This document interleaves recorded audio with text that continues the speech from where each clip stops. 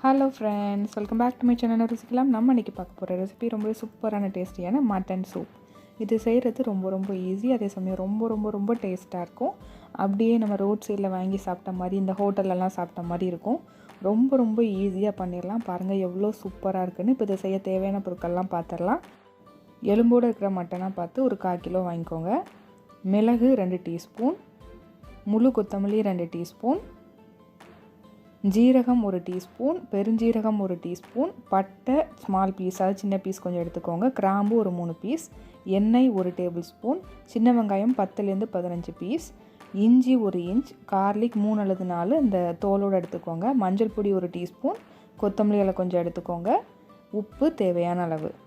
இப்போ ஒரு குக்கர் எடுத்துக்கோங்க, அதில் கொஞ்சமாக எண்ணெய் சேர்த்துக்கலாம்.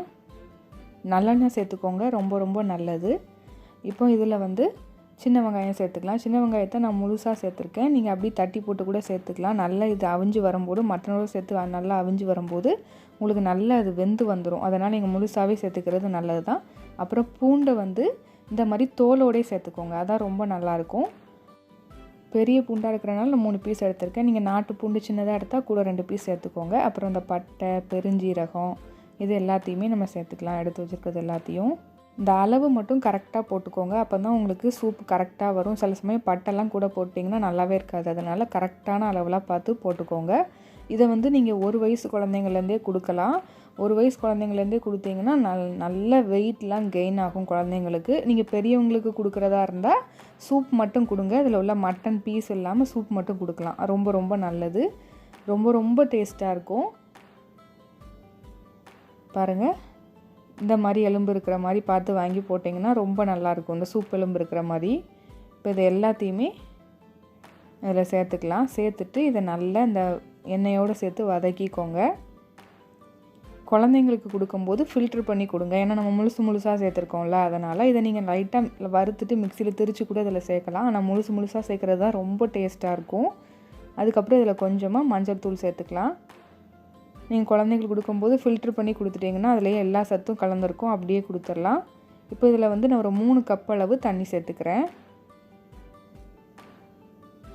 கிளாஸ் கணக்கு பார்த்திங்கன்னா ஒரு 1.5 அளவுக்கு தண்ணி ஊற்றிருப்பேன்.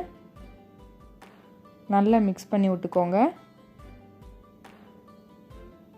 இப்போ இதில் 1 இன்ச்சு அளவுக்கு இஞ்சி எடுத்து நல்லா துருவி சேர்த்துக்கிறேன். நீங்கள் இஞ்சி நல்லா பேஸ்ட்டாக கூட சேர்த்துக்கலாம், இல்லை குட்டியாக கட் பண்ணி கூட சேர்த்துக்கலாம். நான் அந்த மாதிரி துருவி சேர்த்துருக்கேன். இப்போ இதையும் நல்லா மிக்ஸ் பண்ணி விட்டுறலாம். இந்த மெத்தடில் நீங்கள் ஒரு தடவை வீட்டில் செஞ்சிட்டிங்கன்னா நீங்கள் வெளியில் சூப் குடிக்கவே மாட்டீங்க, வீட்டிலே செஞ்சு சாப்பிடுவீங்க. அவ்வளோ சூப்பராக இருக்கும்.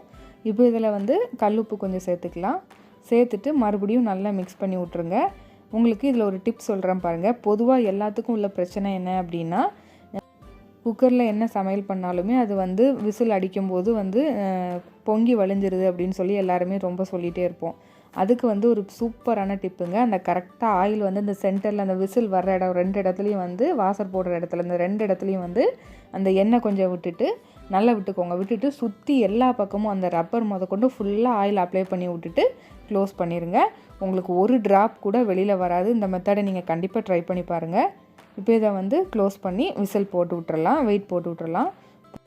இப்போ இந்த மட்டனை ஒரு 10 நிமிஷம் மீடியம் ஃப்ளேமில் வச்சு ஒரு 3லேருந்து 4 விசில் வரைக்கும் வச்சு எடுத்துக்கோங்க. பாருங்கள், நான் விசில் அடிக்குது, ஆனால் கொஞ்சம் கூட இந்த தண்ணிலாம் வெளியே வரல. நம்ம உள்ள நிறைய தான் தண்ணி வச்சுருக்கோம், ஆனால் தண்ணி வரவே இல்லை. பார்த்தீங்களா? இந்த மாதிரி ஸ்டெப்ஸை நீங்கள் ஃபாலோ பண்ணி பாருங்கள். உங்களுக்கு குக்கர் மேலே பொங்கி வடியவே செய்யாது.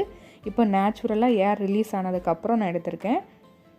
பாருங்கள் எவ்வளோ சூப்பராக இருக்குது, கலர்ஃபுல்லாக இருக்குது. பாருங்கள், நல்லா வெந்து வந்துருச்சு. மட்டனும் நல்லா மிக்ஸ் பண்ணி விட்டுட்டு இப்போ இதில் நம்ம தண்ணி சேர்த்துக்கலாம். ஃபஸ்ட்டு 3 கப் அளவு தண்ணி சேர்த்தோம். இப்போ உங்களுக்கு சூப் எந்த அளவுக்கு தேவையோ அந்த அளவுக்கு தண்ணி சேர்த்துக்கலாம். நான் மறுபடியும் ஒரு 3 கப் அளவுக்கு தண்ணி சேர்த்துக்கிறேன். சேர்த்துட்டு நல்லா மிக்ஸ் பண்ணி விட்டுக்கோங்க. நான் இப்போ இதில் ஒரு பீஸ் எடுத்து பிச்சு காமிக்கிறேன் பாருங்கள். எந்த அளவுக்கு வெந்திருக்கணும்னு பாருங்கள். இந்த அளவுக்கு நல்லா சாஃப்டாக அப்படி கை வச்சாலே வரணும். அதான் சூப்புக்குள்ள கன்சிஸ்டன்சி. இப்போ இதில் தேவையான அளவு உப்பு சேர்த்துக்கலாம். முதல்ல நம்ம கொஞ்சம் கல் உப்பு சேர்த்துருக்கோம். இப்போ தேவையான அளவு சேர்த்துக்கோங்க. அப்புறம் கொஞ்சமாக மிளகு தூள் சேர்த்துக்கலாம். நல்லா வீட்டிலே மிளகை நல்லா வறுத்து திரித்து சேர்த்திங்கன்னா ரொம்ப சூப்பராக இருக்கும். இப்போ இதுக்கு மேலே நல்லா கொதிக்க வச்சுட்டு இதுக்கு மேலே கொஞ்சமாக கொத்தமல்லியில் தூவி சர்வ் பண்ணிடலாம். அவ்வளோதான். ரொம்ப ரொம்ப சூப்பரான மட்டன் சூப் ரெடி ஆகிடுச்சுங்க. ரொம்ப டேஸ்ட்டாக இருக்கும்.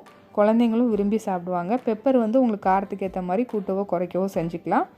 பார்த்திங்களா எவ்வளோ சூப்பராக கலர்ஃபுல்லாக இருக்குன்னு. இப்போ இதை வந்து நம்ம சர்வ் பண்ணிடலாம். இன்றைக்கி சண்டே வேறு, கண்டிப்பாக நிறைய பேர் வீட்டில் மட்டன் எடுப்போம். இந்த சூப் ரெசிபியை மறக்காமல் செஞ்சு பாருங்கள். செஞ்சு பார்த்துட்டு உங்கள் கமெண்ட்ஸை கமெண்ட் செக்ஷனில் பகிர்ந்துக்கோங்க. இந்த சூப்பரான மட்டன் சூப் ரெசிபி உங்களுக்கு பிடிச்சிருந்துச்சுன்னா லைக் பண்ணி, ஷேர் பண்ணி, கமெண்ட் பண்ணிக்கோங்க. நம்ம சேனல் இது வரைக்கும் நீங்கள் சப்ஸ்கிரைப் பண்ணலையா? அப்போ சப்ஸ்கிரைப் பண்ணி பக்கத்தில் உள்ள பெல் ஐக்கானை கிளிக் பண்ணி அதில் ஆளுங்கிற பட்டனையும் கிளிக் பண்ணிக்கோங்க. அப்போ தான் நம்மளோட ஃபியூச்சர் ரெசிபிஸ்லாம் உங்கள் நோட்டிஃபிகேஷன் லிங்க்கில் வரும். தேங்க்யூ.